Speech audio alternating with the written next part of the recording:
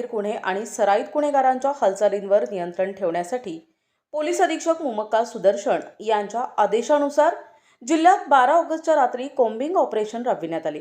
या कारवाईत जामखेड पोलीस ठाणे हद्दीतून 1 वर्षासाठी हद्दपार करण्यात आलेल्या सराईत आरोपीला गावठी पिस्टल, मॅगझीन आणि जिवंत काडतुसासह अटक करण्यात आली आहे।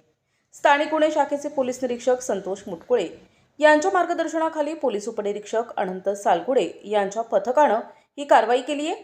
कोम्बिंग ऑपरेशन दरम्यान पथकाला सागर बाळू लोखंडे हा हद्दपार आरोपी जामखेड श्रीगोंदा रोडवरील हॉटेल गंगाईजवळ असल्याची गोपनीय माहिती मिळाली। माहितीच्या आधारे पोलिसांनी पंचांसमक्ष कारवाई करून सागर बाळू लोखंडे याला ताब्यात घेतलाय। त्याची अंगझडती घेतली असता त्याच्याकडे सुमारे 51,000 रुपये किमतीचा एक गावठी पिस्टल, एक मॅगझीन आणि एक जिवंत काडतूस आढळून आले। पोलिसांनी अधिक चौकशी केली असता हा गावठी कट्टा आणि जिवंत काडतूस विक्री करण्यासाठी गणेश दादासाहेब भवर याच्याकडून आणल्याचे आरोपीने सांगितल्याचे पोलिसांनी नमूद केलंय। गणेश भवर हा सध्या फरार असल्याचे पोलिसांनी सांगितलंय।